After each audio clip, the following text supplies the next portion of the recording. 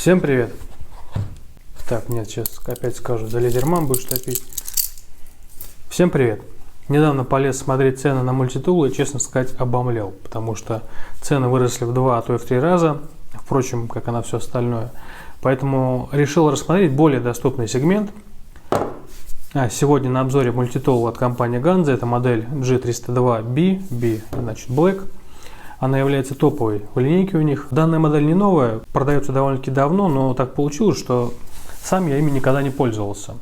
И многие знакомые имеют похожие мультитулы, либо это, либо предыдущую модель без смены кусачек. И, в общем-то, говорят, что им вполне достаточно и хватает. Давайте сегодня посмотрим, что он из себя представляет. Цены постоянно меняются, поэтому озвучивать не буду.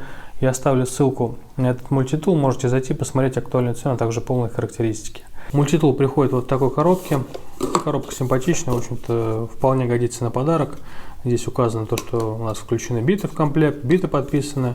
Уже появился логотип Firebird Knife. Внутри вот такой вот кирпичик. Внутри коробки у нас гарантийный талон и инструкция на сам мультитул. Такая цветная инструкция. Кстати, за цветную инструкцию реальный респект. И чем она мне еще понравилась, вы можете... Знаете, вот есть люди, которые постоянно задают такие глупые вопросы: зачем тебе мультитул? Вот специально для них можно прям вот эту распечатать себе и носить. То есть вот зачем. Здесь прям все наглядно показано, с картинками в цвете. Вот специально для людей, которые задают вот такие глупые вопросы: зачем тебе мультитул? Вот зачем. В комплекте идет вот такой чехол. Чехол хорошего качества, он имеет подвес как вдоль, так и поперек, можно ремня вешать. Он на кнопке, что тоже плюс, потому что мне кнопки больше нравятся, чем липучки. Она, более долговечна. В комплекте идет вот такой набор бит с переходником для них. На коробке указано, какие именно биты. Можете на паузу поставить и посмотреть. Чехол неплохой. Так, в него прячутся биты, в него прячется мультитул. И, в общем-то, удобно хранить. Давайте коротко по характеристикам. Есть, как я уже говорил, версия с черным покрытием, как у меня, так и без него, она просто шлифованная. Сталь, марка стали заявлена 440C. Вес, давайте взвесим без чехла, с чехлом. Так, вес мультитула без чехла у нас получается 278,6 грамма. Вес полного комплекта с чехлом, с битами 392,8 грамма. Почти 400 грамм, поэтому на поясе будет напряжно его таскать. В портфеле, чтобы не рассыпался, и для хранения чехол годится вполне. Количество функций заявлено 26. Сейчас по ним пробежимся чуть попозже. Все инструменты здесь имеют фиксацию, то есть здесь вот есть замочки с этой стороны. Все инструменты доступны из сложного состояния, то есть у нас внутри только плоскогубцы. Все инструменты находятся снаружи. То есть ножи и пила имеют шпеньки для однорукого открывания. Теперь давайте пробежимся по инструментам. Начнем с самого основного, плоскогубца. Плоскогубцы у нас выглядит вот так вот. Тут никаких люфтов нет, они подпружинены.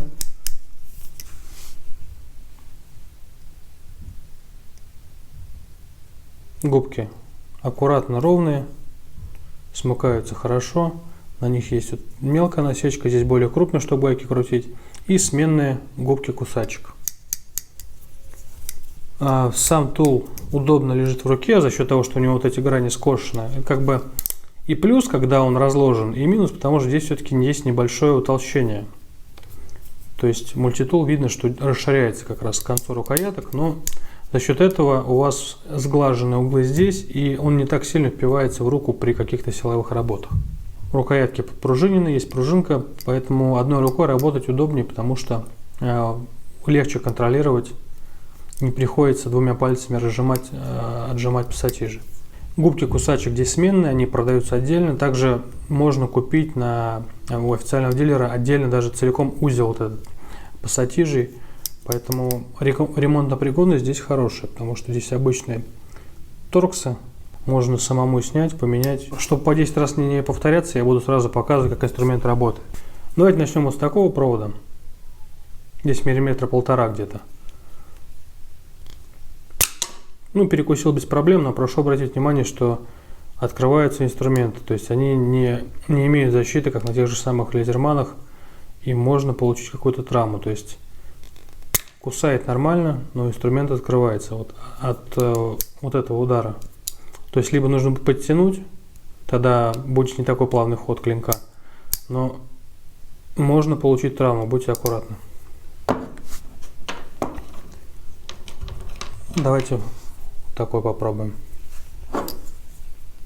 В изоляции, потом и без. Такой тоже без проблем. В изоляции. И вот давайте без. Тоже без проблем перекусил. Давайте покажу, как он кусает. Ну, например, витую пару вам нужно перекусить. То есть саму пару, видите, он перекусил. И такой провод уже с более тоненькими жилками. Вот тут у него начинаются небольшие проблемы, потому что тоненький он не перекусывает, то есть оставляет.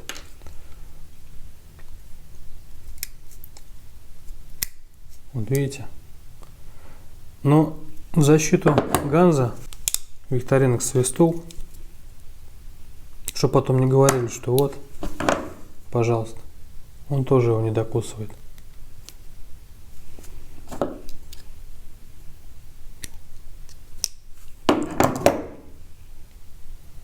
То же самое, Лезерман Рибар.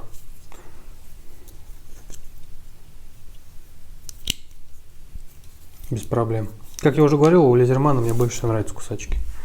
У Виксов почему-то тоже тоненькие такие вот жилки начинают поджевывать. Чтобы потом никто не говорил, вот, я кусаю, видите, он не перекусил. Мультитул новый, ему пару месяцев я назад покупал.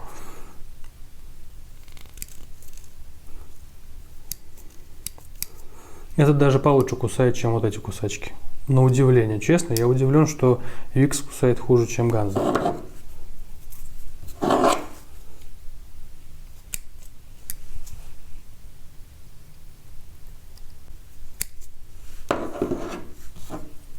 Ну, вы сами все видите.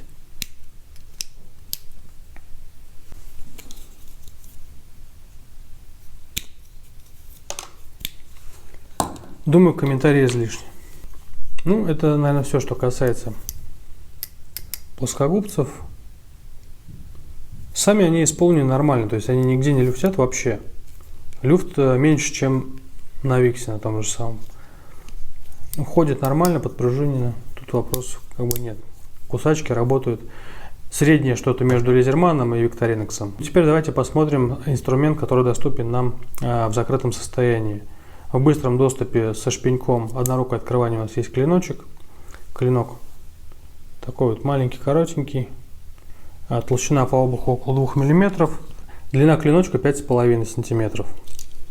Из коробки он без проблем резал бумагу. Заточка нормальная. Единственное, клиночка размера вам может не хватить для каких-то бытовых задач, потому что там нарезать им хлеб уже будет проблематично. А для каких-то работ именно по там провода зачистить, отрезать там какой-то линолеум, резину какую-то, ну, там листовой материал какой-то, картон, без проблем с этим справиться, там коробку вскрыть.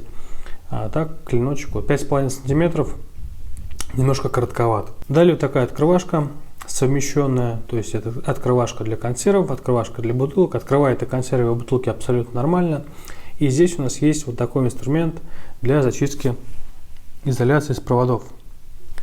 Давайте сразу продемонстрирую, чтобы далеко не ходить. То есть вы берете, чтобы, например, нож не портить, и зачищаете изоляцию на проводе.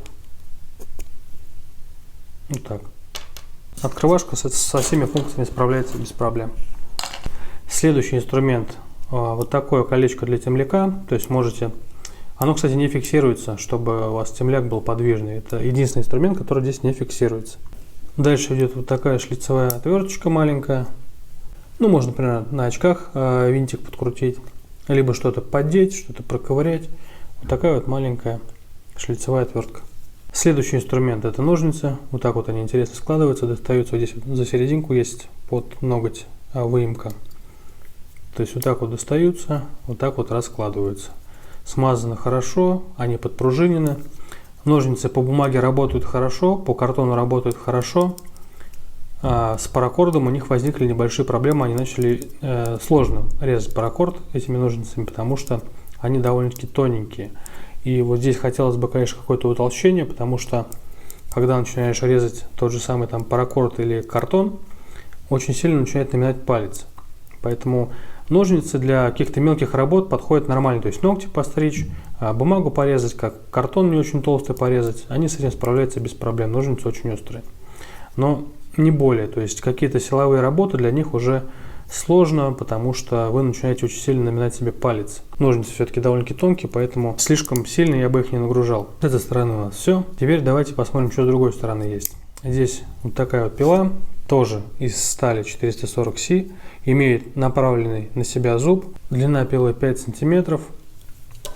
Пилит она хорошо. Единственное, первый раз, когда будете пилить, она будет не так хорошо пилить первый раз, потому что у нее есть анодирование, и нужно подождать, пока оно немножко подсотрется с зубьев, потому что зубья, кончики очень острые, и нужно подождать, пока с них собьется анодирование. То есть сначала как бы она затачивается на заводе, потом на нее наносится анодирование, и оно немножко скрывает кончики. Поэтому если вы начали пилить и понимаете, что она как-то не очень хорошо пилит, нужно еще раз подождать, там, попилить пару раз, и тогда она уже войдет в свой рабочий режим и будет пилить нормально. Единственная претензия к пиле, то что ей все-таки не хватает немножко длины. Сюда бы еще хоть сантиметр бы один, был бы уже повеселей. Ей можно отпиливать, ну там 2, ну максимум 3 сантиметра что-то в диаметре, иначе это уже неудобно, она будет постоянно выскакивать у вас. Следующий инструмент у нас вот такой вот шило-развертка.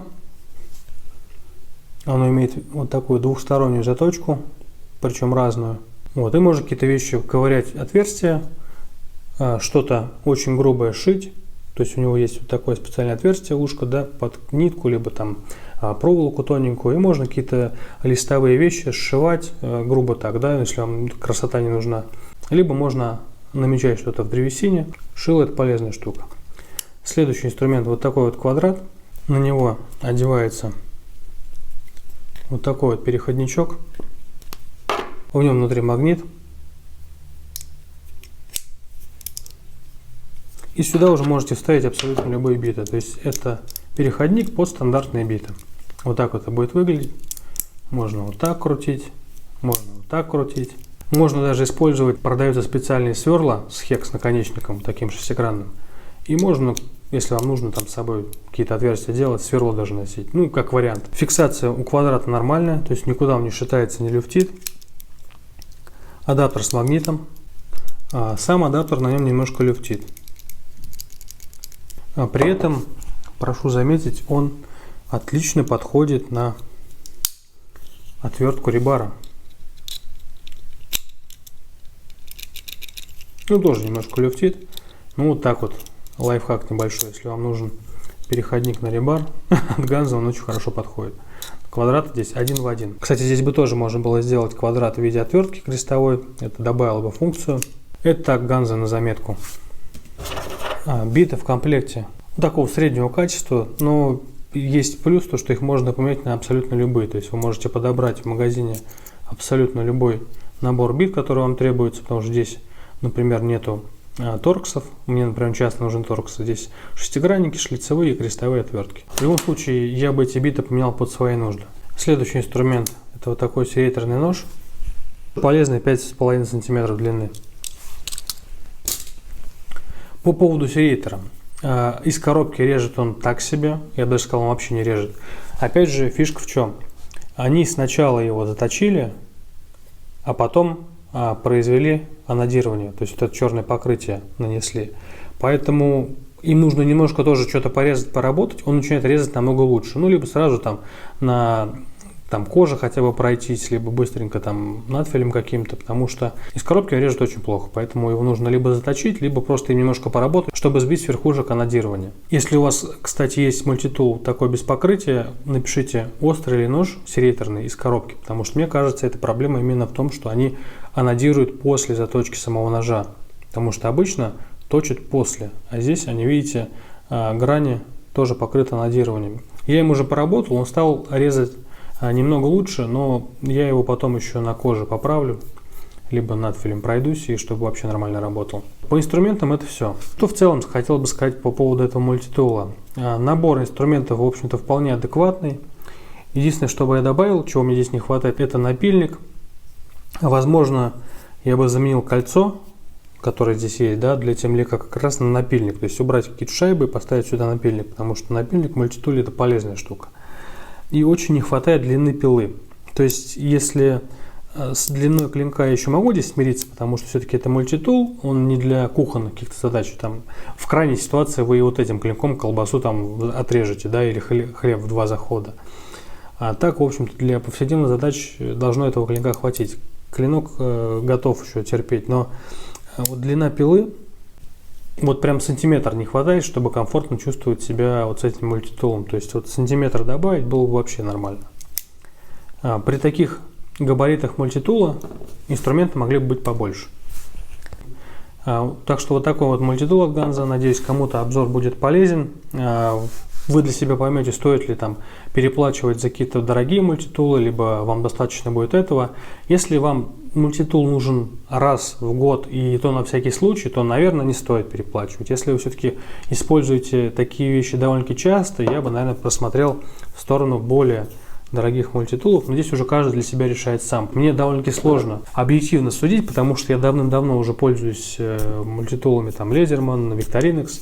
Я просто знаю, что у этого мультитула довольно-таки много поклонников, в том числе у меня знакомых и подписчики тоже есть, которые владеют мультитулом и довольны, поэтому навязывать я ничего не буду. Я вам показал как есть, что он из себя представляет. А переплачивать за бренды или нет, это уже каждый решает сам. К сожалению, цены сейчас диктуют нам немножко другие правила игры, поэтому то, что раньше было очень доступно по деньгам, да, сейчас уже по цене, как раньше стоила какая-то топовая модель именитых зарубежных брендов, к сожалению. Вот. На этом все. Спасибо за просмотр. Пока-пока.